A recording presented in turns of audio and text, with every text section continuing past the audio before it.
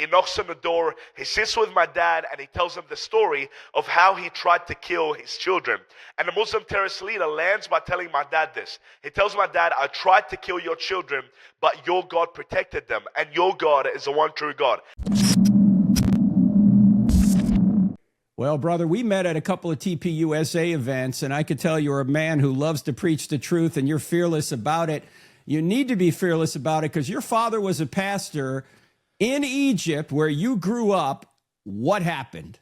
Yeah, we grew up in Egypt. You know, Egypt 1400 years ago was a Christian country, believe it or not. My country, Egypt, was 90% Christian, and we had 0 Muslims in the country. But 1400 years ago, Islam came in our country. They burnt our churches, killed our pastors, raped our women, took our kids. And now Christianity went from 90% of the country to 10% of the country. And Islam went from being 0% of the country to now being 90% of the country. And my family grew up in Egypt as a Christian minority, that 10% still standing in Egypt. And my dad, when he got saved, he started preaching to the Muslims because he really desired for the Muslims to come to Christ. And thousands of Muslims were coming to Jesus, repenting of their sin, leaving Muhammad, leaving Islam. And under apostasy laws, if you preach to a Muslim and they leave Islam, they die, and the pastor that converted them must die. And really the pinnacle of our testimony was the Muslim Brotherhood was warning our family, stop preaching Jesus or we're going to kill you and your whole family. My dad kept on preaching.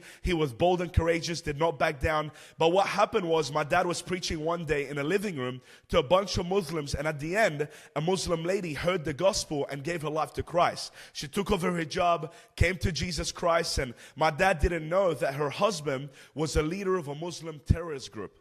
Her husband was a leader of a Muslim terrorist group, and when he found out that my dad made his wife a Christian, he was furious and wanted to take revenge on my dad. And the way he was going to take revenge, he was going to kidnap my brothers, he was going to behead them, put them in a van, behead them, and then put their body in a bag and send it back to my dad's house to teach my dad a lesson.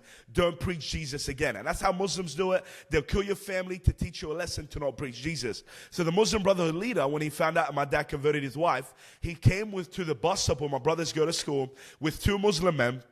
They came in a van, and as they see my brothers were 5 and 9 years old. They see my brothers, the Muslim men try to get out of the van to kidnap my brothers and behead them, but they felt frozen in the van, unable to move.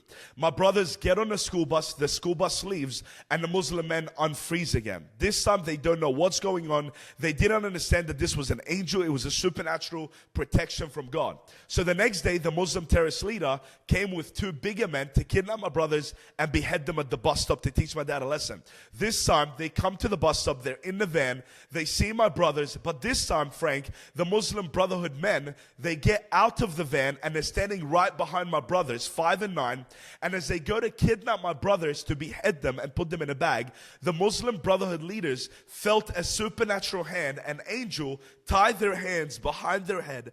Both Muslim men are unable to move. Their hands are behind their head. My brothers get on the school bus, and the school bus leaves, and the Muslim men unfreeze again. Now the Muslim leader knows something is going on. He goes to my dad's house. He knocks on the door. He sits with my dad, and he tells him the story of how he tried to kill his children.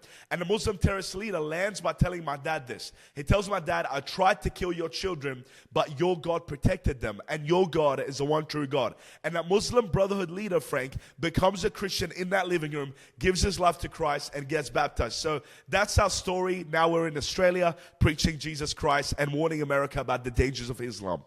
Now that's 2006 this happened, so 20 years ago. You're a very small child at that point. What happened to your father? Did he leave Egypt? When did you go to Australia, and what are you doing now? So now the pinnacle of our story happened when our address got published in a Muslim newspaper. In 2006, our address got published in a hit list. It's a Muslim newspaper in Egypt where they put addresses of pastors that they want to take out. The moment our address got published, my dad felt the prompting of God that we got to get out of the country. So my dad went to Australia here while he did our paperwork, and we applied as religious refugees. We waited a year to get approved. In the meanwhile, we escaped to Thailand. We lived in Thailand for 1 year. year while our paperwork was in the process of getting approved. Then we finally got approved, moved to Australia, and thank the Lord, we thought our life was over when we moved to Australia, but little did we know that God was just beginning our story. We thought we were refugees escaping Islam, but now we view our testimony as we are reformers here to fight against Islam. God flipped the story upside down, and now instead of fleeing Islam, we are fighting Islam, traveling across the world, preaching Jesus Christ, warning America against Islam, and seeing revival happen across the West.